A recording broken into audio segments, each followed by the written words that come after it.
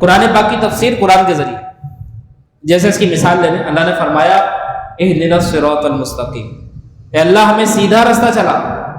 اب صراط مستقیم کیا ہے؟ اللہ نے فرمایا صراط الذین انعمت علیہم، ان لوگوں کی راہ پر جن پر تیرا انعام ہو۔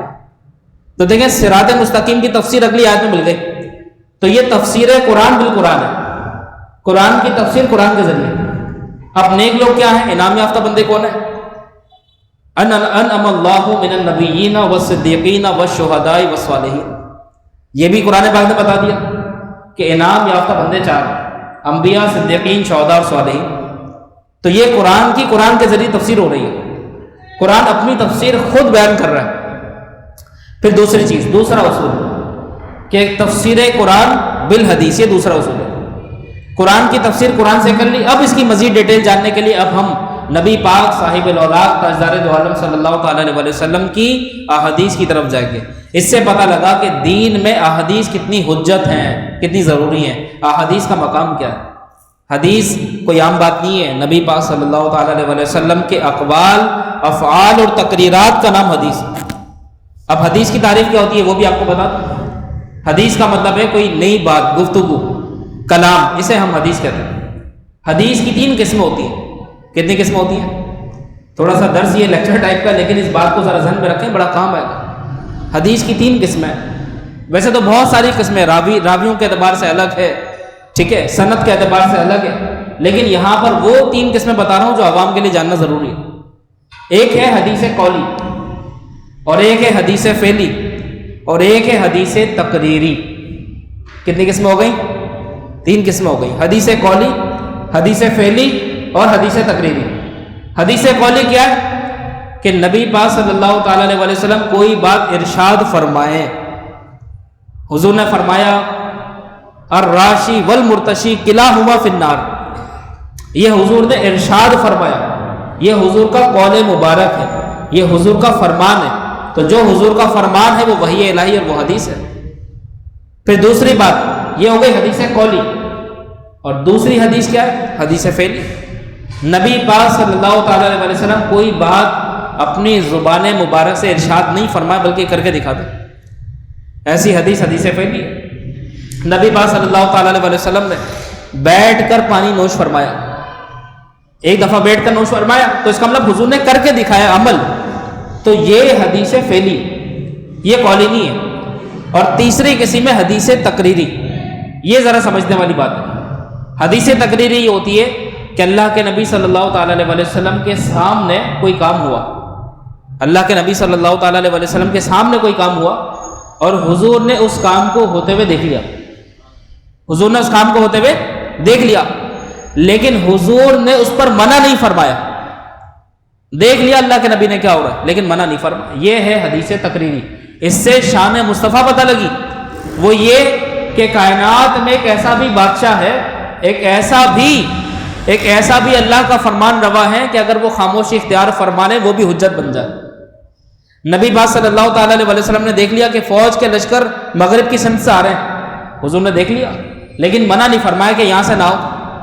تو یہ ہو گئی حدیث تقریری، اور حدیث تقریری کا مطلب یہ کہ نبی پاک صلی اللہ تعالیٰ علیہ وسلم اس بات پر راضی ہیں، حضور علیہ السلام اس بات سے خوش ہیں، راضی ہیں، حضور علیہ السلام کو وہ بات ناپسند نہیں آئی۔ اس کا مطلب حضور اگر خاموشی اختیار فرما لے تو وہ بھی شریعت میں دلیل بن جاتی ہے۔ کائنات کے بڑے بڑے لوگ ہیں، اگر خاموشی اختیار کر لیں تو ان کی خاموشی 2 معنی میں ہوتی ہے، یا تو وہ اس بات کو اگنور کر رہے ہیں یا پھر وہ غصے میں جبھی خاموش ہے۔ لیکن میرے نبی کسی کام کو دیکھ کر خاموش ہو جائے تو وہ اللہ کے دین میں حجت بن جاتا ہے حدیث کے طور پر۔ یہ نبی پاک صلی اللہ تعالیٰ علیہ وسلم کے فرامین کی شان ہے۔ اب دیکھیں پوری بات کا خلاصہ کر رہا ہوں۔ قرآن پاک کی تفسیر قرآن کے ذریعے ہوتی ہے، پہلا اسٹیپ۔ دوسرا، قرآن پاک کی تفسیر حدیث کے ذریعے ہوتی ہے، اور حدیث کی اقسام میں نے آپ کو بتا دی۔ پھر حدیث کے بعد اب ہم آئیں گے قرآن پاک کی تفسیر کو سمجھنے کے لیے صحابہ کرام کی ذات پر، کہ صحابہ کرام نے قرآن پاک کی اس آیت کا کیا مطلب لیا، اور اس میں سب سے زیادہ جو فالو کیا جاتا ہے وہ حضرت سیدنا ابن عباس رضی اللہ تعالیٰ عنہ کو فالو کیا جاتا ہے۔ اور یاد رکھیں آپ کو اللہ کے نبی نے دعا دی تھی کہ عباس ابن عباس تمہیں اللہ تعالیٰ قرآن پاک کا علم عطا فرمائے، اور قرآن پاک کا اللہ نے اتنا علم دیا کہ جب بھی مفسرین صحابہ کی بات آتی ہے تو سب سے پہلے حضرت عبداللہ ابن عباس کا نام آتا ہے۔ ان کی تفسیر ہے تفسیر تنویر المقیاس، یہ حضرت ابن عباس رضی اللہ تعالیٰ عنہ کی تفسیر ہے، اللہ کے نبی کی دعا تھی، اور دیگر صحابہ سے جو اقوال مروی ہوں گے وہ تفسیر میں ایڈ ہوں گے۔ پھر چوتھا جو اصول ہے وہ یہ ہے کہ جب صحابہ کرام کے قول سے قرآن پاک کی تفسیر ہو گئی، اب اگلا اسٹیپ ہوتا ہے تابعین کے قول سے۔ تو پتہ لگا صحابہ کرام کی صحبت اتنی پرجلال ہے اور اتنی عظیم الشان ہے کہ ان کی صحبت میں رہنے والوں کے اقوال بھی شریعت میں حجت بن جاتے ہیں۔ تابعین کا اقوال حجت بن گئے۔ تفسیر قرآن بقول تابعین، یہ چوتھا اسٹیپ ہے قرآن پاک کی تفسیر کا۔ تو بات یہ چل رہی تھی کہ جو حضرات یہ کہتے ہیں کہ ڈائریکٹ ترجمہ پڑھو، ٹرانسلیشن پڑھو، قرآن پاک کی تفسیر کر دو، تو وہ تفسیر اپنی ذات کی طرف سے کر رہے ہیں۔ یہ تفسیر بالرائے ہے اور عوام کا تفسیر بالرائے کرنا حرام ہے۔ ہاں کوئی بہت بڑا مجتہد ہے جو شریعت میں محقق ہے، جیسے امام اعظم ابو حنیفہ رحمۃ اللہ علیہ، امام شافعی رحمۃ اللہ علیہ، امام مالک رحمۃ اللہ علیہ، اگر یہ لوگ قرآن پاک پر تحقیق کر کے اپنی رائے سے کچھ کہتے ہیں تو اس میں اجازت ہے، اس میں کوئی حجت نہیں ہے۔ لیکن عوام اب ہر کوئی قرآن پاک پہ اپنی طرف سے کلام کرنا شروع کر دے، جی اس آیت کا یہ مطلب ہے، تو یہ شریعت میں حرام ہے، اور اگر معنی بدل گیا تو یہ تحریف کے زمرے میں۔ تو یہ چند باتیں میں نے آپ کو بتائیں۔ تو اللہ تعالیٰ نے فرمایا کہ وَيَسْتَنبِئُونَكَ أَحَقٌّ هُوَ، اور تم اے حبیب تم سے پوچھتے ہیں کیا وہ حق ہے؟ اب کس چیز کے بارے میں پوچھتے ہیں؟ فرمایا قُلْ إِي وَرَبِّي، فرما دیجئے میرے رب کی قسم بے شک وہ ضرور حق ہے، إِنَّهُ لَحَقٌّ، وہ ضرور حق۔ اب وہ سے مراد کیا ہے؟ ہو سے مراد کیا ہے؟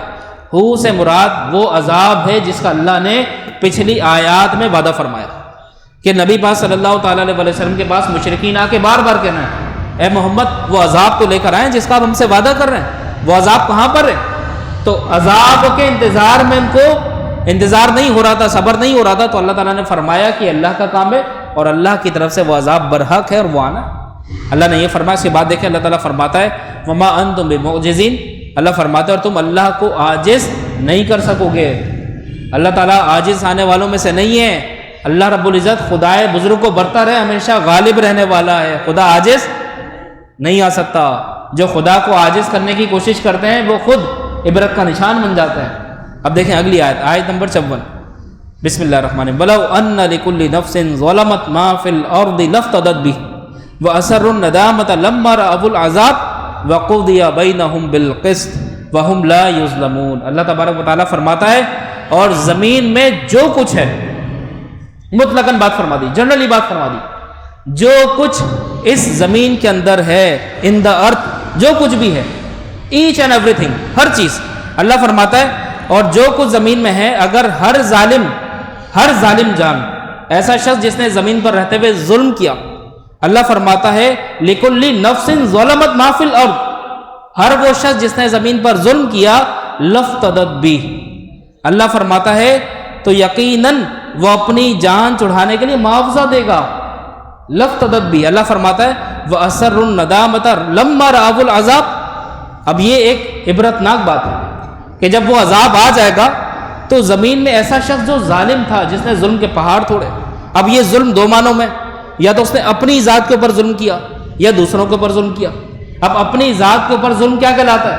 اپنی ذات کے اوپر، اپنے اوپر ظلم یہ ہوتا ہے کہ انسان گناہوں میں مبتلا ہو جائے، انسان برائی کو برائی نہ سمجھے، یا برائی کو ہلکا جان لے، یا برائی میں ذوق و شوق کے ساتھ جائے، یا برائی کو جائز سمجھ لے۔ یہ ساری باتیں اپنے اوپر ظلم کرنا، اور دوسرے کے اوپر ظلم کرنا یہ ہے کہ دوسرے کا رائٹ تھا آپ نے کھا لیا، دوسرے کا حق تھا آپ نے کھا لیا، یا کسی کے ساتھ زیادتی کی، یا کسی کی حق تلفی کی، یا کسی کی بے عزتی کی، یا کسی کو بھری محفل میں کسی کی رسوائی کا آپ سبب بنے۔ تو اپنے اوپر ظلم ہو یا کسی اور کے اوپر ظلم ہو، اللہ تعالیٰ فرماتا ہے کہ اس زمین پر جو بھی ظالم ہے وہ روز محشر اپنی جان چھڑانے کے لیے معاوضے دے گا، وہ کوشش کرے گا۔ اللہ فرماتا ہے وَأَسَرُّوا النَّدَامَةَ لَمَّا رَأَوُا الْعَذَابَ، اللہ فرماتا ہے اور جب وہ عذاب دیکھیں گے تو دل میں چپکے چپکے شرمندہ ہوں گے۔ پہلے تو انسان دل میں شرمندہ ہوتا نا، کوئی بات جو ہم سے غلط ہو گئی، سب سے پہلی بات یہ کہ ندامت دل میں ہو، انسان دل میں شرمندہ ہو جائے۔ توبہ کرنے کا پہلا اسٹیپ ہی یہی ہے کہ دل میں اپنے عمل کی مذمت کرے کہ ہاں جی مجھ سے غلط کام ہوا۔ اس کے لیے انسان کو ہمت چاہیے، حوصلہ چاہیے۔ آج کل لوگوں میں نہیں اتنی ہمت، لوگ کمزور ہو گئے، ویک ہو گئے، اپنی غلطی کو غلطی نہیں مانتے، اپنے گناہوں کو تسلیم نہیں کرتے۔ تو یہ بہت بڑی مردانگی ہے کہ اپنی غلطی کو تسلیم کر لینا، بڑے ہمت اور صبر آزما کام ہے، اور خاص طور پر ایک عالم کے لیے بڑی آزمائش والی بات ہوتی ہے، بڑی ہمت والی بات ہوتی ہے کہ اگر مسئلہ اس سے غلط بیان ہو گیا تو وہ سب کے سامنے رجوع کر لے، سب کے سامنے، کوئی ایسی بات نہیں، ٹھیک۔ تو یہاں پر اللہ تعالیٰ فرما رہا ہے کہ وہ دل میں وہ اسر ندامت، اسر یعنی سر، ان کے دل کے اندر یہ راز ہوگا، وہ ندامت محسوس کر رہے ہوں گے۔ پھر فرمایا لما رأوا العذاب، جب وہ عذاب دیکھیں گے، پہلے تو دل میں شرمندہ ہوں گے۔ اللہ فرماتا ہے وقضی بینہم بالقسط وہم لا یظلمون، اللہ فرماتا ہے ان کے درمیان انصاف کے ساتھ فیصلہ کر دیا جائے گا۔ دا ڈے آف ججمنٹ، یہ انصاف کا دن ہے، دا ڈے آف جسٹس، یہ انصاف کا دن ہے، یہ انجسٹس کا ڈے نہیں ہے، دن نہیں ہے، آج سب کے درمیان انصاف ہو جائے گا۔ اگر اپنی ذات کے ساتھ بددیانتی کی، اپنی ذات کے ساتھ اگر بے عدلی آپ نے کی ہے تو اللہ تعالیٰ آپ کی ذات سے بھی انصاف لے گا۔ اگر آپ نے خود اپنے آپ کو ظلم میں دھکیلا تو اللہ تعالیٰ اس کا بھی حساب لے گا، اور انسان کے اعضاء اس کی گواہی دیں گے۔ اگر ہاتھوں سے غلط کام کیا تو قیامت کے دن ہاتھ بول رہے ہوں گے، انسان بے بس ہوگا، عاجز ہوگا، وہ کنٹرول نہیں کر پا رہا ہوگا اپنے اوپر، میرے ہاتھ کیا بول رہے ہیں میرے بارے میں۔ اس نے اگر آنکھوں سے کوئی غلط کام کرا ہے تو انسان کی آنکھیں گواہی دے رہی ہوں گی۔ اب اس کا آج تو ہم سمجھتے ہیں نا یار ہمارے اوپر کنٹرول ہے پورا، ہم جو چاہے کریں، میرے پاس پاور ہے، میرے پاس رائٹ ہے، لیکن جب محشر کے دن یہی آنکھیں گواہی دیں گی کیا دیکھا تھا، اور سب کے سامنے، تو آپ کچھ بھی کر لیں، آپ کو اپنے پر بس چلنے والا نہیں ہے۔ انسان کے کان گواہی دیں گے، ہاں بھائی چپکے چپکے کسی کی باتیں سنی تھی اور ادھر سن کے ادھر لگا دی اور 2 لوگوں کو لڑوا دیا، اور بعد میں بڑا خوش ہوا یار دیکھو کتنا زبردست بہترین کام کرا ہے، میری ذہانت کو جواب نہیں، میری ذہانت کا نا، ادھر کی بات سن کے ادھر لگا دی، ادھر کی ادھر لگا دی، دونوں کو لڑوا دی، اور بعد میں تماشائی بن کے آڈینس بن کے دیکھنا شروع ہو۔ تو اب کان گواہی دیں گے یا اللہ یہ وہ ظالم ہے جس نے پردے کے پیچھے سے جا کے آوازیں سنی تھی ایک مسلمان بھائی کی اور دوسرے مسلمان کو جا کے لگائیں اور دونوں کو لڑوا دیا، آج اسے انصاف لو۔ انسان کے قدم گواہی دیں گے کہ چل کے کہاں گیا تھا، اگر شراب پینے گیا تھا تو یہ قدم کہیں گے یا اللہ یہ چپکے چپکے شراب پینے جاتا تھا، میں تو نہیں جانا چاہتا تھا، یہ لے کر گیا تھا مجھے، لہذا اس کی پکڑ فرما۔ انسان کی جسم کا ہر اعضا گواہی، انسان بے بس ہے، آج عاجز ہے، آج اس کے اوپر کوئی اختیار نہیں ہے، آج یہ جتنا مال و دولت خرچ کر لے کوئی اس کے کنٹرول میں نہیں آئے گا، بلکہ اللہ نے فرمایا نا کہ اگر ظالم شخص اگر سب کچھ دینے پر راضی ہو جائے، سب کچھ پوری زمین کے اندر جو ہے وہ سب دینے پر راضی ہو جائے، اور وہ کہتا ہے یا اللہ جو کچھ میرے پاس تھا تو لے لے اور میری رسوائی نہ ہو، میں بچ جاؤں، تو ایسا ممکن نہیں۔ یہاں دنیا کی عدالتیں تو بک سکتی ہے نا، پیسے دے دیا، وکیل خرید دیا، جج کو کال کر دیا اپنے عہدے کی بیس پہ یار فیصلہ میرے حق میں کر دینا، لیکن وہ ایک ایسی عدالت ہے وہاں پر آپ کسی کو وہاں تو سب کچھ آنکھوں کے سامنے، تو انسان کو ڈرنا چاہیے۔ اب دیکھیں اگلی آیت میں اللہ تعالیٰ فرماتا ہے، اللہ نے فرمایا کہ اس درمیان لوگوں کے انصاف کر دیا جائے گا اور ان پر ظلم نہیں کیا جائے گا۔ کوئی یہ بھی نہ سمجھے، کوئی یہ بھی سوچ کے خوفزدہ نہ ہو کہ ایسا نہ ہو میرے پر ظلم ہو جائے۔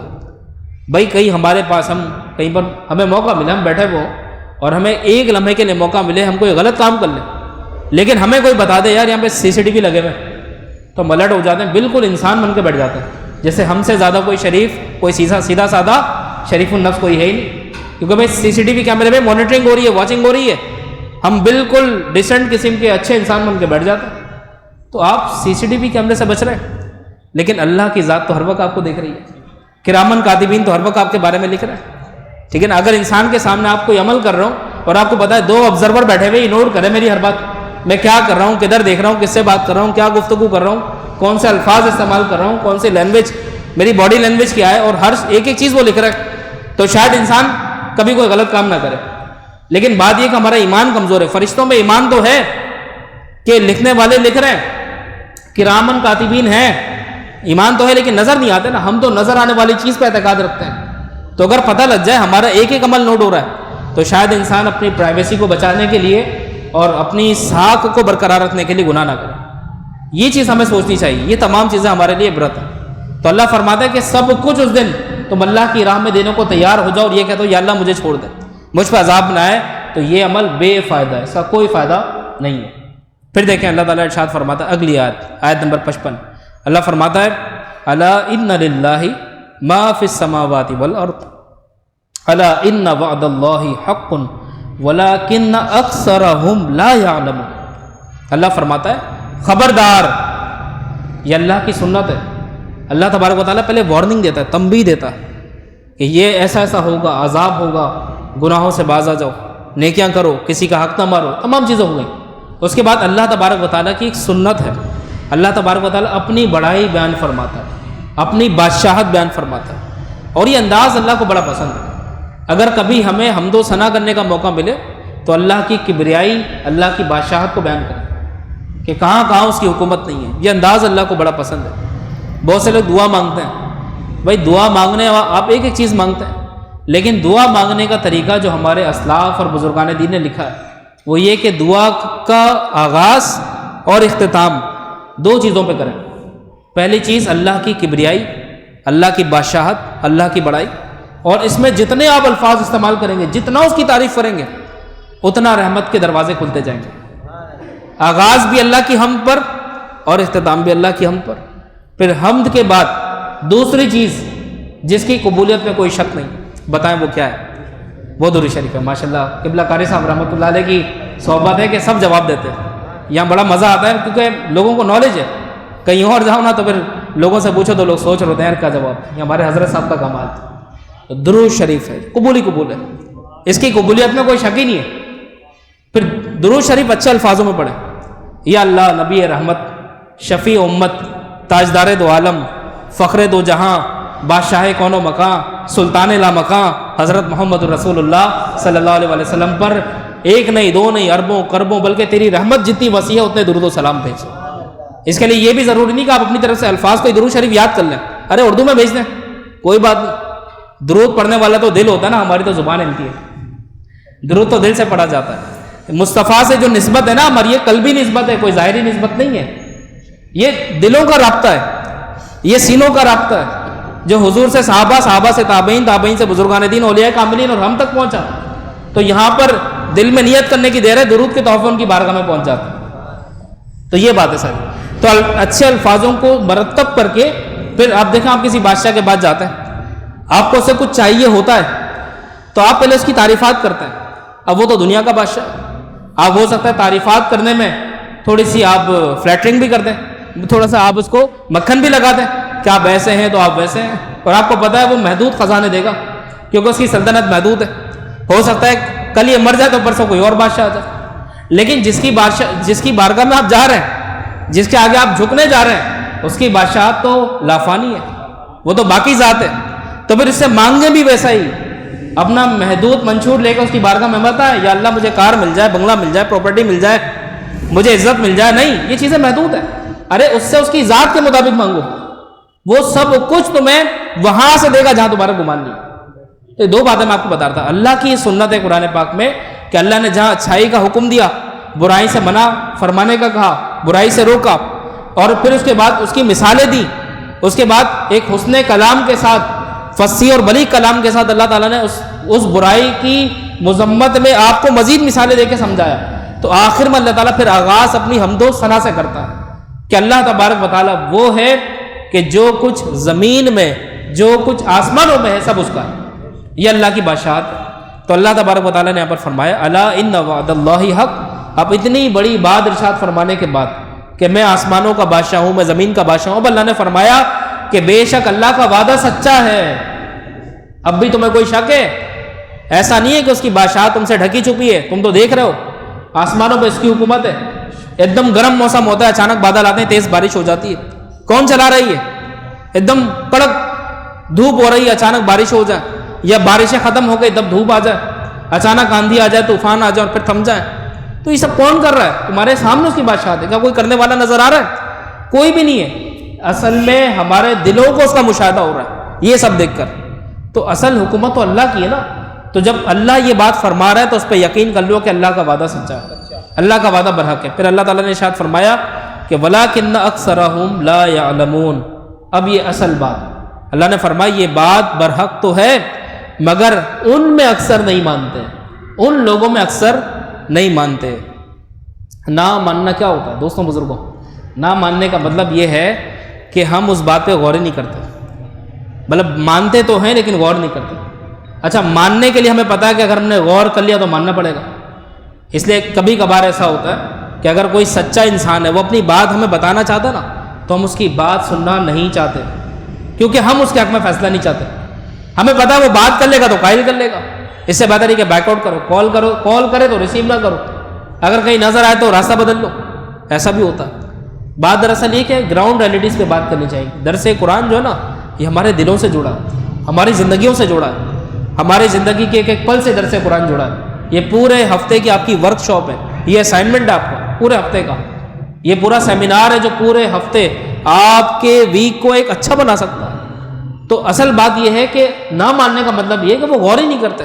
اور یہ بات میں نہیں کہہ رہا، قرآن نے بارہا کہا کہ وہ غور نہیں کرتے، اللہ کی قدرت پہ غور نہیں کرتے، اللہ کے وعدوں پر غور نہیں کرتے، اللہ کی نشانیوں پر غور نہیں کرتے. تو غور نہ کرنے کا مطلب یہ کہ وہ ماننا نہیں چاہتے. وہ چاہتے ہیں کہ جس دلدل میں وہ ہیں وہیں پہ پھنسے رہیں، آگے نکلنا نہیں چاہتے. اب دیکھیں اللہ تعالیٰ کیا فرماتا ہے. اللہ تعالیٰ فرماتا ہے ہوا یحیی و یمیت و الیہ ترجعون. اب ایک اور مثال دے دی اللہ تعالیٰ نے. پہلے اپنی بادشاہت بیان کی، زمین کی بادشاہت، آسمانوں کی بادشاہت. اب اللہ نے ایسی بات بتائی جو کوئی کر ہی نہیں سکتا. دنیا کا بڑے سے بڑا سرجن، بڑے سے بڑا ڈاکٹر، بڑے سے بڑا سائنسدان، بڑے سے بڑا آئنسٹائن، بڑے سے بڑا نیوٹن یہ کام کرنے سے عاجز ہے. سارے یہاں پر ہاتھ جوڑ کے کھڑے ہیں، بھائی ہم یہ کام نہیں کر سکتے، سائنس اتنی آگے بڑھ جائے. اب وہ ہے کیا؟ اب دیکھیں فرمایا ہوا یحیی، وہی تو ہے زندگیاں دینے والا، وہی تو ہے حیات دینے والا. ڈاکٹر کسی کو جواب دے دیں مر گیا، لیکن اللہ چاہے تو اس کا دل دوبارہ دھڑکا دے. بعد میں پتہ لگتا ہے بھائی ہمارا فیصلہ غلط تھا. جواب دے دیتے ہیں بھائی یہ بچنے والا نہیں ہے. ایک صاحب کو میں جانتا ہوں، 20 سال ہو گئے، ڈاکٹروں نے جواب دے دیا تھا کہ بھائی اب بچیں گے نہیں، بس یہ چند دنوں کے مہمان ہیں، لیکن آج الحمدللہ زندہ سلامت. تو ڈاکٹر کا کہنا کیا ہوتا ہے؟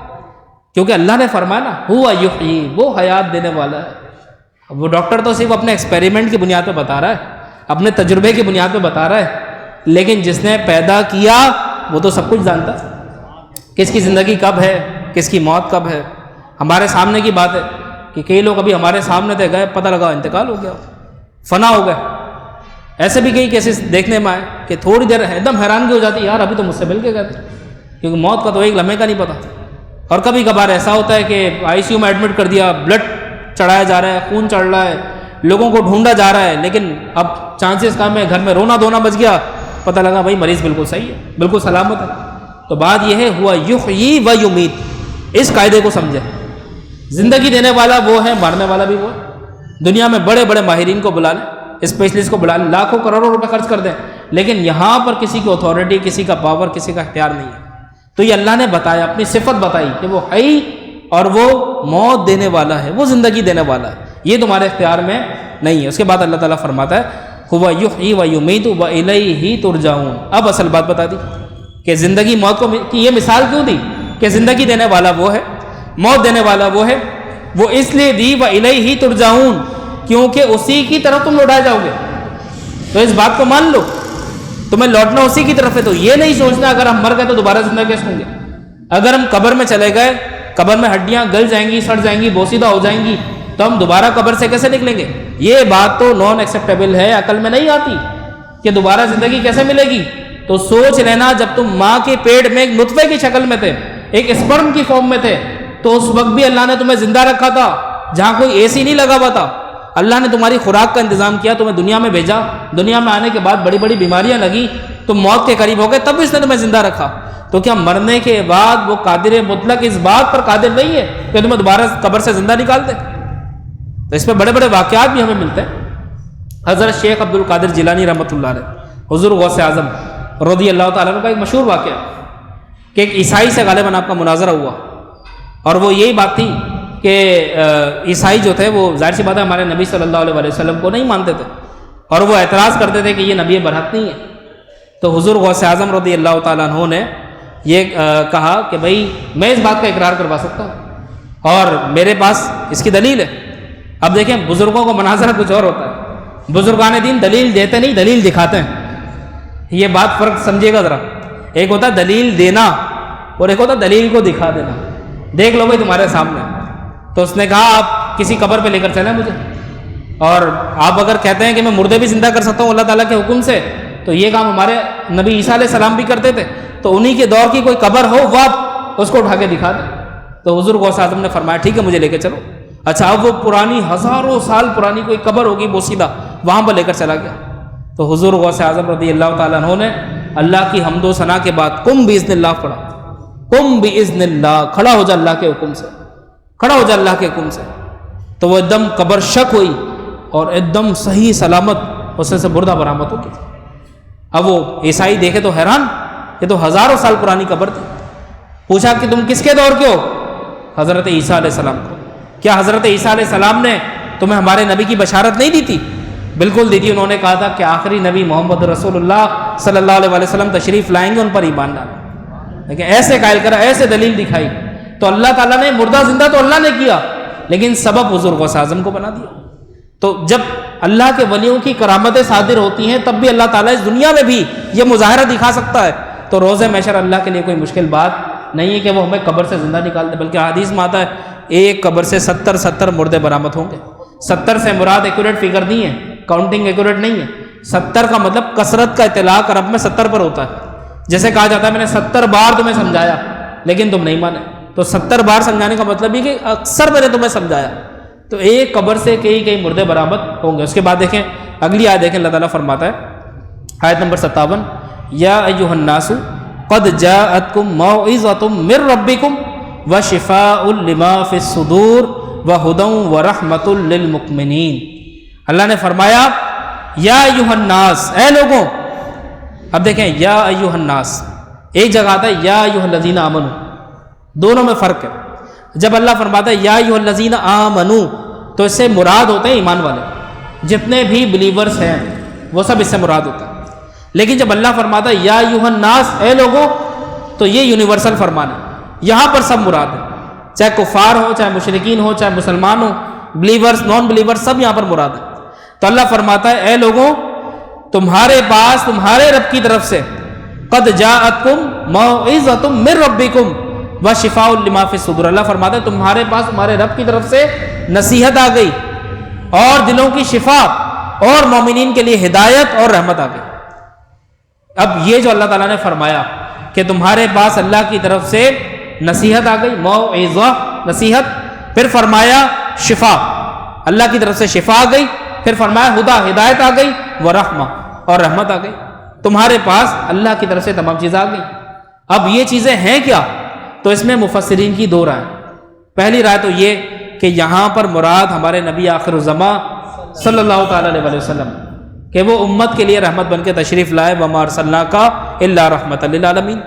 دوسری بات جو اکثر مفسرین کا قول ہے، انہوں نے کہا یہ شان نبی تو ہے لیکن یہاں پر یہ جو خاص فرمان ہے یہ قرآن سے متعلق ہے، یہاں پر قرآن مراد ہے کہ لوگوں تمہارے پاس تمہارے رب کی طرف سے ایسا کلام آ گیا جو تمہارے لیے موعظہ ہدایت ہے، شفا بھی ہے، اور تمہارے لیے ہدا ہدایت بھی ہے، اور تمہارے لیے رحمت بھی ہے۔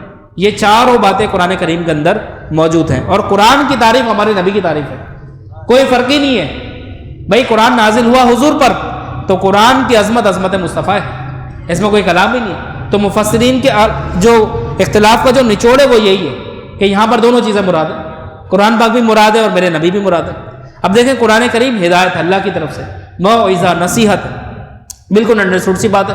قرآن پاک میں اللہ تعالیٰ نے ایسی نصیحتیں کی ہیں جن کی مثال کہیں پر نہیں ملتی۔ موعظہ مثالوں سے سمجھا اللہ تعالیٰ نے، اپنی بڑائی سے سمجھایا۔ دوسری چیز شفا، یہ سمجھنے والی ہے۔ اب شفا یہاں پر دو طرح کی ہے، ایک ہے ظاہری شفا اور ایک ہے باطنی شفا۔ ظاہری شفا سے مراد یہ کہ قرآن پاک اگر کسی ظاہری بیمار کے آگے پڑھا جائے یا کسی مریض کے سامنے پڑھا جائے تو اس کو راحت ملتی ہے، سکون ملتا ہے، اس کا بلڈ پریشر اچھا ہو جاتا ہے۔ اسی لیے کہتے ہیں بھائی جو بلڈ پریشر کے مریض ہوتے ہیں وہ ذرا اچھی الفاظ میں مطلب اچھی قرات کے اندر قرآن پاک کو سننے کی عادت بنائیں، کبھی تنہائی میں سنیں، صبح لگا دیں فجر کی نماز پڑھنے کے بعد، یا کبھی تنہائی کے وقت میں لگائیں، سورہ رحمان سنیں۔ تو ماہرین کہتے ہیں کہ بھائی ہم نے دیکھا قرآن پاک اچھی قرات میں سننے سے بلڈ پریشر کے جو مریض ہوتے ہیں ان کا بلڈ پریشر بالکل صحیح ہو جاتا ہے۔ کتنی بڑی بات۔ ایسے دوسری چیز یہ کہ جنہیں قرآن پاک سن لیا تو اچھی آوازوں میں نعتیں لگاتے، کوئی بزرگان دین کے کلام لگاتے، تو بلڈ پریشر بہت اس سے بڑا فائدہ ہوتا ہے۔ تو اللہ تعالیٰ نے اس سے بڑی برکت رکھی۔ تو ایک ہے ظاہری شفا، آپ کسی کو بردم کر دیں۔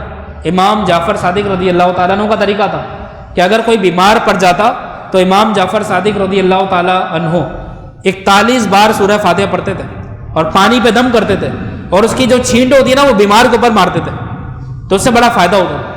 تو بزرگان دین اولیاء کاملین نے قرآن پاک کو ظاہری شفا کے لیے بھی استعمال کیا. سورہ رحمان قرآن پاک کی زینت ہے، تو اپنے دل کے اندر زینت پیدا کرنے کے لیے، ٹھیک ہے، اپنی شخصیت کے اندر زینت پیدا کرنے کے لیے بہت سے بزرگوں نے لکھا سورہ رحمان پڑھے، دل کو سکون ملتا ہے. بہت ساری صورتیں، ہر صورت کے الگ الگ خواص ہیں. تو یہ تو ظاہری شفا ہے. اور ایک باطنی شفا ہے. باطنی شفا کیا ہے؟ باطنی شفا یہ کہ دل کے اندر انسان کے جتنی برائیاں، تکبر ہے، حسد ہے، بغض ہے، کینہ ہے، اپنی بڑائی ہے، اللہ کی رحمت سے مایوسی ہے، قرآن پاک کی برکت سے یہ سارے باطنی امراض ختم ہو جاتے ہیں اور شفا فی الصدور، اور دلوں میں شفا نصیب ہوتی ہے، سینوں کے اندر شفا نصیب ہوتی ہے. تو اللہ نے فرمایا قرآن پاک شفا ہے. پھر اس کے بعد فرمایا کہ یہ ہدایت ہے. ہدایت کا مطلب دو راستے ہیں، ایک غلط ہے اور ایک صحیح ہے. اب صحیح راستے پر جانے کے لیے آپ کو ڈائریکشن چاہیے، تو قرآن پاک آپ کو سیدھا جنت کا راستہ دکھاتا ہے. تو یہ ہدایت ہے. قرآن پاک آپ کو سیدھا، کوئی رینڈم راستہ نہیں ہے، نہ ادھر جا رہا ہے نہ ادھر، سیدھا راستہ الی الجنہ، جنت کی طرف دکھاتا ہے. تو قرآن پاک سب سے بڑی ہدایت ہے. پھر چوتھی بات جو اللہ تبارک و تعالیٰ نے فرمایا کہ یہ رحمت ہے. رحمت کا مطلب اللہ کا انعام ہے. قرآن پاک ہمارے لیے رحمت ہے، اور قیامت تک ہم اس رحمت سے فائدہ اٹھا سکتے ہیں. ہم نصیحتیں سنتے ہیں، قرآن پاک کو سمجھتے ہیں، تو اللہ تعالیٰ ہمارے رزق میں بھی برکت دیتا ہے، ہماری اولاد میں بھی برکت دیتا ہے، ہماری عزت میں بھی برکت دیتا ہے. تو قرآن پاک ہر اعتبار سے سراپر رحمت ہے. تو یہ چار باتیں اللہ تعالیٰ نے فرمائی. دیکھیں اللہ تعالیٰ فرماتا ہے قل بفضل اللہ وبرحمتہ فبذلک فلیفرحوا هو خیر مما یجمعون. اللہ فرماتا ہے حبیب آپ فرما دیجئے اللہ کے فضل اور اس کی رحمت پر خوشی مناؤ. اللہ کے فضل اور اس کی رحمت پر خوشی مناؤ، یا اس کا ٹرانسلیشن یوں کر لیں کہ اللہ کے فضل اور اس کی رحمت پر خوشی منانی چاہیے. قل بفضل اللہ، فضل اللہ جو اللہ کا فضل ہے، جو اللہ کی رحمت ہے، جو اللہ کا انعام ہے، اس پر مایوس نہیں ہونا چاہیے. اللہ فرماتا ہے کہ اس پر خوشی منانی چاہیے. اللہ فرماتا ہے وَهُوَ خَيْرٌ مِّمَّا يَجْمَعُونَ، یہ اس سے بہتر ہے جو وہ جمع کرتے ہیں. ہمارے لیے بہتر یہ ہے کہ اللہ کے فضل پر خوشیاں منائیں. تو سب سے بڑا اللہ کا فضل میرے نبی کی ذات ہیں، تو ان کی آمد پر خوشی منانا اللہ کے فضل پر خوشی منانا ہے. وہ جو نہ تھے تو کچھ نہ تھا، وہ جو نہ ہو تو کچھ نہ ہو، جان ہے وہ جہان کی، جان ہے تو جہان ہے. کتنی پیاری بات ہے. تو سب سے بڑا فضل تو اللہ کا نبی آخر الزمان محمد رسول اللہ کا فضل بن کے تشریف لائے. تو پتہ لگا کہ اگر کوئی روکتا ہے کہ یار خوشیاں نہ مناؤ، ان کے آنے پر خوشیاں نہ مناؤ، بلکہ وہ تو وفات کا دن ہے، تم بولیں گے بھائی حضور کی وفات بھی تو ہمارے لیے رحمت ہے. حضور کا وفات تو اصل میں نہیں ہے، وہ ظاہری وفات ہے، وہ پردہ ہے. لیکن حضور نے فرمایا کہ میری زندگی بھی تمہارے لیے رحمت ہے اور میری وفات بھی تمہارے لیے رحمت ہے. جب نبی فرما گئے تو آپ غم منا رہے، اور غم تو ان کا ہوتا ہے جو مر گئے. وہ تو زندہ ہیں، وہ تو کانا تو زندہ ہے واللہ، تو زندہ ہے واللہ میرے چشم عالم سے چھپ جانے والے. تو یہ تمام چیزیں، تو سب سے بڑا فضل تو اللہ کا، اللہ کے نبی ہے. پھر اس کے بعد قرآن کریم ہے، اور اس کے بعد جتنے انبیاء وہ سب اللہ کا فضل ہے. اس کے علاوہ ہمیں جتنی خوشیاں اللہ تعالیٰ کی طرف سے ملتی ہیں وہ سب اللہ کا فضل ہے. تو اللہ کے فضل پر بجائے اس کے کہ انسان نادم ہو جائے، انسان بیزاری کا اظہار کرے، اللہ نے فرمانا لَإِن شَكَرْتُمْ لَأَزِيدَنَّكُمْ، کہ اگر تم اللہ کا شکر ادا کرو گے تو اللہ تمہیں اور دے گا. تو اگر آپ کو ایک خوشی ملی، ایک رحمت ملی، آپ نے اللہ کا شکر ادا کیا، یا اللہ تیرا بڑا شکر ہے، تیری بڑی نوازش ہے، میں تو اس قابل نہیں تھا، تو نے مجھے انعام دے دیا، تو نے مجھے یہ رحمت دے دی، میرے اندر تو صلاحیت نہیں تھی. اب آپ نے کیا اللہ کا شکر، تو اللہ فرماتا ہے لَأَزِيدَنَّكُمْ، تو ضرور میں اس میں اضافہ کر دوں گا.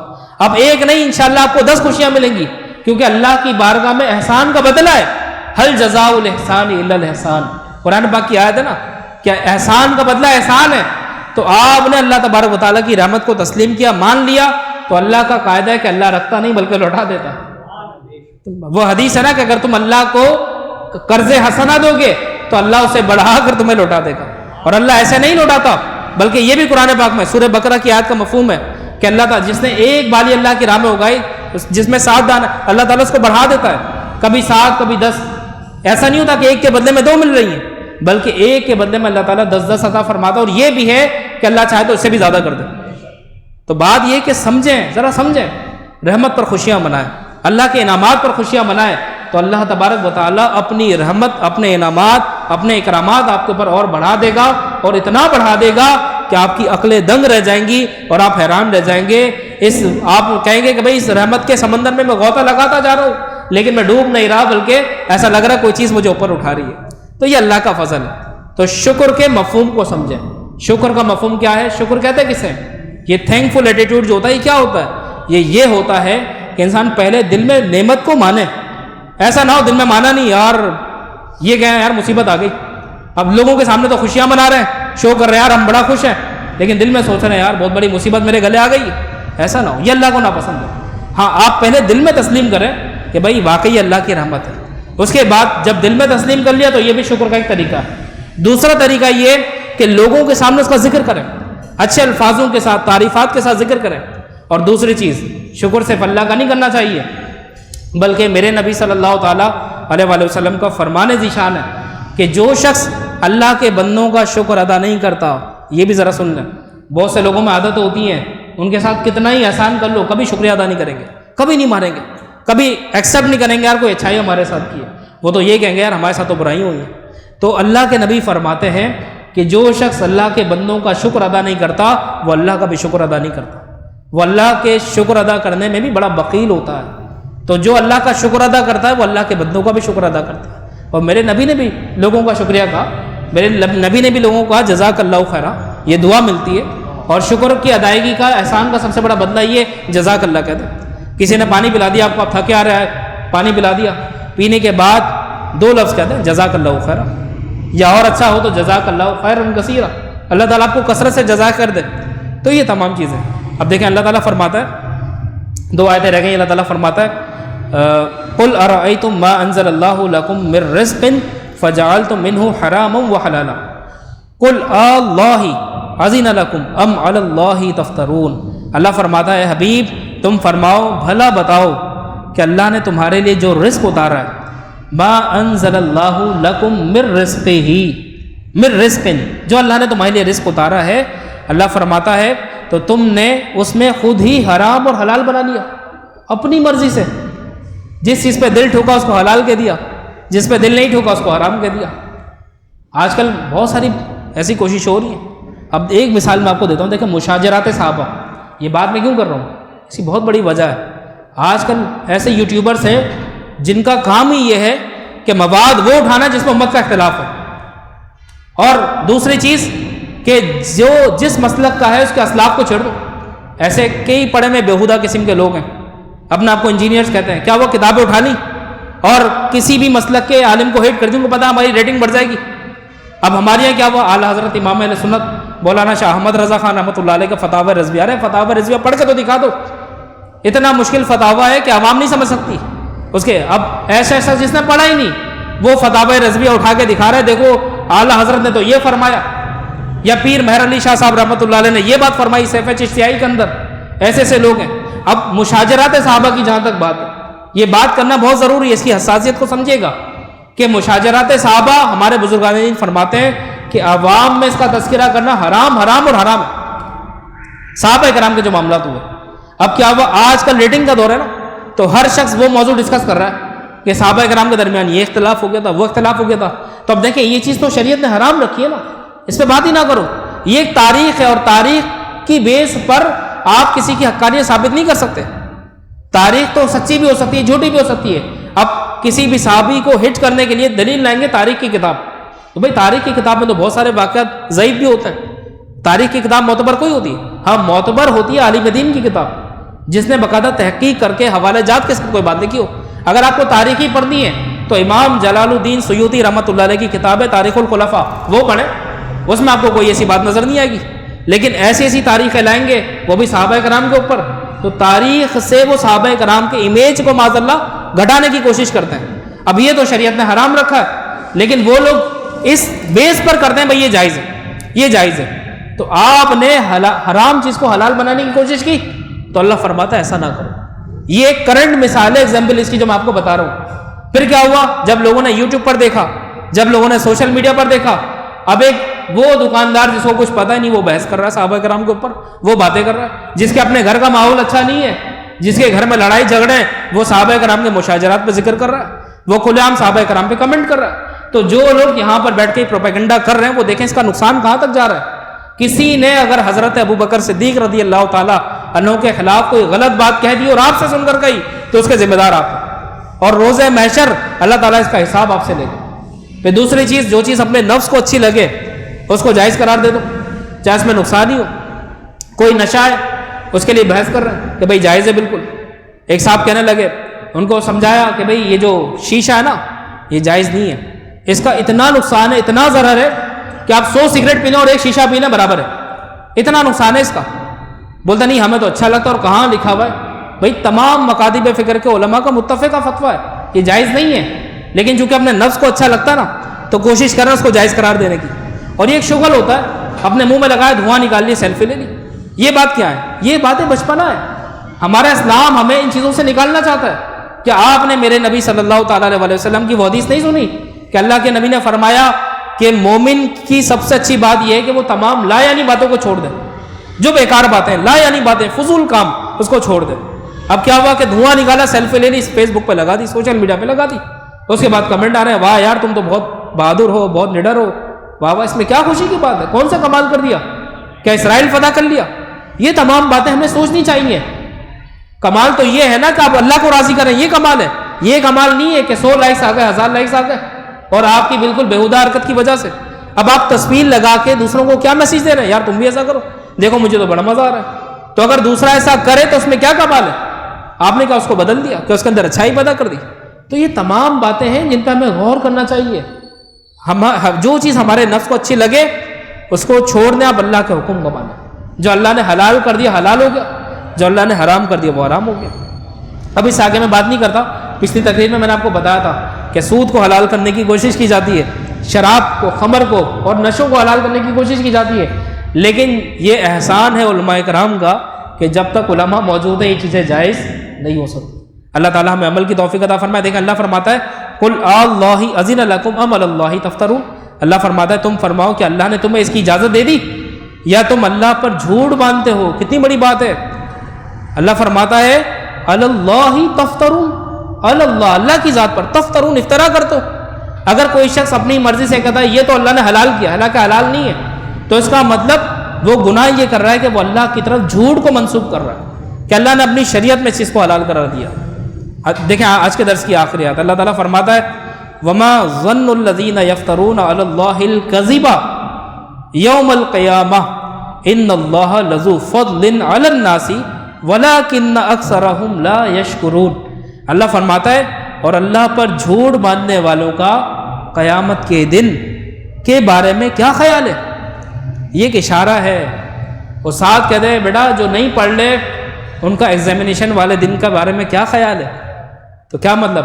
کیا وہ آپ سے ہنس کے بات کر رہا ہے؟ نہیں، یہ اللہ نے اشارہ دیا ہے، سمجھ جاؤ، ابھی جو کرنا کر لو، تمہیں لگتا ہے دنیا تمہارے ہاتھ میں، جسے چاہے حلال بنا دو، جسے چاہے حرام بنا دو، کوئی بات نہیں۔ لیکن یہ بتاؤ قیامت کے بارے میں کیا خیال ہے؟ قیامت میں تو آنا ہے نا، اور آنا اللہ کے پاس نہیں، اللہ یرجعون، اللہ تعالیٰ کی بارگاہ میں آنا نا، اللہ یرجعون، اللہ کی طرف ہی لوٹو گے۔ پڑھتے نا انا للہ و انا الیہ راجعون، بے شک ہم اللہ کے ہیں اور اللہ ہی کی طرف ہمیں لوٹنا ہے۔ تو اللہ قیامت کے بارے میں کیا خیال ہے؟ اس کے بعد اللہ فرماتا ہے بے شک اللہ لوگوں پر فضل فرمانے والا ہے، اور بے شک ہے اللہ فرماتا ہے الا، مگر، اللہ فرماتا ہے ان اللہ لذو فضل علی الناس ولکن کا لفظ ہے، ولکن اکثرہم لا یشکرون، مگر اکثر لوگ شکر ادا نہیں کرتے۔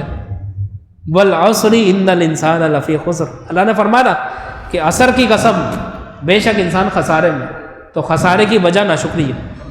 اللہ تعالیٰ ہمیں عمل کی توفیق عطا فرمائے۔ دوسری بات یہ، آخری بات، کہ کچھ چیزوں کو، اب جیسے مثال کے طور پر ایک چیز اور ہے بے حیائی، بے پردگی۔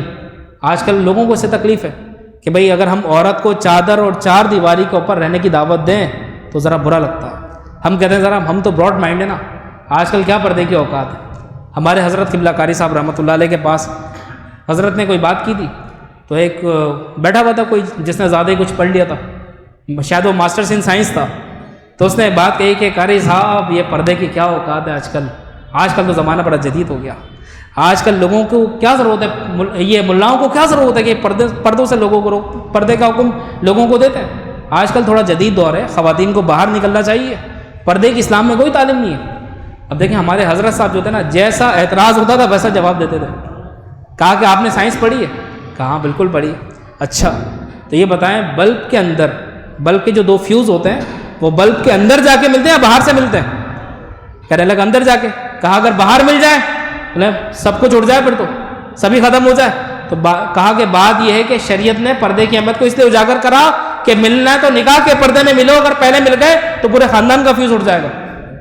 اب وہ خاموش ہے, کوئی جواب نہیں ہے. تو یہی چیز ہے کہ بے پردگی کو حلال قرار دے دو, سود کو حلال قرار دے دو, شراب کو حلال قرار دے دو. تو یہ تمام باتیں ہمیں سمجھنا چاہیے. اللہ تعالیٰ سے دعا ہے کہ اللہ تعالیٰ ہمیں عمل کی توفیق عطا فرمائے. وآخر دعوانا ان الحمد للہ رب العالمین.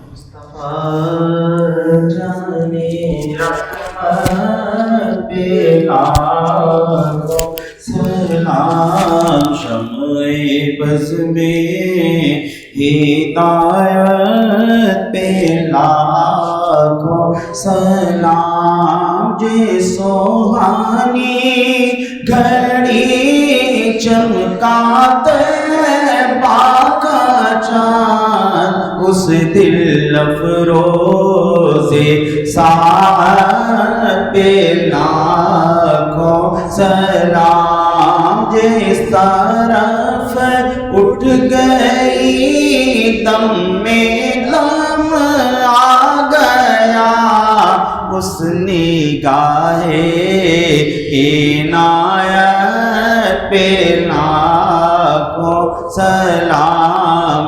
مصطفیٰ جانے سلام. شمع بز میں ہدایت پہ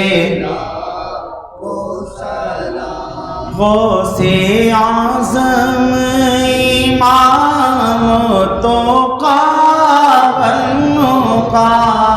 جلوہ شان قدرت پہ لاکھوں سلام. ڈال دی قلب میں عظمت مصطفیٰ سیدی اعلیٰ حضرت پہ لاکھوں سلام. شاہ نثار الحق عاشق مصطفیٰ, ان کی بے لوث خدمت پہ لاکھوں سلام. کاش محشر میں جب ان کی آمد نور بھیجے سب ان کی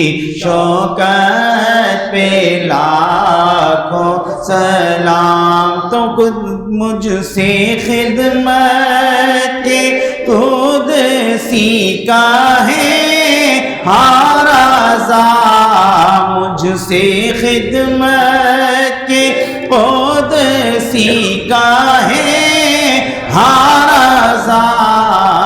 مصطفیٰ جانے رحمت پہ لاکھوں سلام. شمع بز میں ہدایت پہ لاکھوں سلام. الحمدللہ رب العالمین والعاقبۃ للمتقین والصلاة والسلام علی سید الانبیاء والمرسلین وعلى آلہ واصحابہ اجمعین. اللہم ربنا تقبل منا انک انت السمیع العلیم. یا اللہ یا رحمان یا رحیم, درس قرآن مجید اپنی بارگاہ میں قبول فرما. اگر اس میں کوئی غلطی کمی بیشی ہوئی تو اپنی رحمت کاملہ سے اسے معاف فرما. یا اللہ جو کچھ ہم نے پڑھا سنا سمجھا اس پر عمل پیرا ہونے کی توفیق عطا فرما. یا اللہ اس درس قرآن میں نبی رحمت شفیع امت صلی اللہ تعالیٰ علیہ وسلم کی خاص نظر رحمت شامل فرما. یا اللہ یا رحمان یا رحیم, یا اللہ ہمارے گناہوں سے درگزر فرما. ہمیں آئندہ ہر گناہ سے اپنی ہر نافرمانی سے بچنے کی سعادت مرحمت فرما. یا اللہ جتنے مسلمان بیمار ہیں سب کو شفا عطا فرما, صحت عطا فرما. یا اللہ جتنے مسلمان بے روزگار ہیں سب کو حلال طیب اور وسیع رزق عطا فرما. جو برسر روزگار ہیں ان کی روزی میں خیر و برکت عطا فرما. یا اللہ جو بے اولاد ہیں ان کو اپنے محبوب کے طفیل نیک اور صالح اولاد کی دولت عطا فرما. جو صاحب اولاد ہیں ان کی اولاد کو والدین کا فرما بردار بنا۔ یا اللہ جن کی جوان لڑکیاں بغیر رشتوں کے گھروں پر ہیں ان کے لیے اچھے نیک اور صالح رشتے عطا فرما۔ یا اللہ ہمارے ملک پاکستان کی دستگیری فرما۔ یا اللہ اسلام کا بول بالا فرما، دشمنان اسلام کا منہ کالا فرما۔ یا اللہ ہم سب کو خاتمہ بالایمان، خاتمہ بالخیر عطا فرما۔ یا اللہ قدم قدم پر، لمحے لمحے پر یا اللہ تو اپنی ذات والا شان کا شکر گزار بنا، ناشکری سے یا اللہ ہمیں محفوظ فرما، اور روز محشر کی اور اس دنیا کے ہر قسم کے عذاب سے اور اپنے جلال سے ہم سب کو معمون اور محفوظ فرما۔ یا اللہ ہم پر اپنی رحمت ہر وقت یا اللہ سایہ فگن فرما۔ یا اللہ تیری رحمت کا بادل ہر وقت ہم پر ہر آن ہر گھڑی برستا رہے، اس میں کبھی کمی نہ آئے۔ یا اللہ ہمارے نیک مقاصد کو، نیک مرادوں کو پورا فرما دے۔ یا اللہ جن کی یا اللہ جو جائز تمنائیں ہم کو اپنی رحمت سے پورا فرما۔ یا اللہ جو لوگ آزمائشوں میں مبتلا ہیں، مشکلات میں مبتلا ہیں، یا اللہ تو ان کے لیے رحمت کی سبیل فرما، ان کے معاون اور مددگار پیدا فرما۔ جامع مسجد مصطفیٰ اور پوری انتظامیہ کو دونوں جہاں کی سعادت مندی اور کامیابیاں مرحمت فرما۔ یہاں کے نمازیوں پر اپنی خاص رحمت اور سکینے کا نزول فرما۔ یا اللہ ہمارے مرشد کریم قبلہ قاری صاحب رحمۃ اللہ علیہ کہ یا اللہ درجات میں، مراتب میں اور مناصب میں مزید فوق اور بلندی عطا فرما۔ یا اللہ اور حضرت سے ہمارا روحانی رشتہ اور زیادہ قوی اور مستحکم فرما۔ تجھے فضل کرتے نہیں لگتی بار، نہ ہو تجھ سے مایوس امیدوار۔ وصلی اللہ تعالی علی خیر خلقہ و نور عرشہ و زینت فرشہ و قاسم رزقہ سیدنا محمد و علی آلہ و اصحابہ اجمعین برحمتک یا ارحم الراحمین۔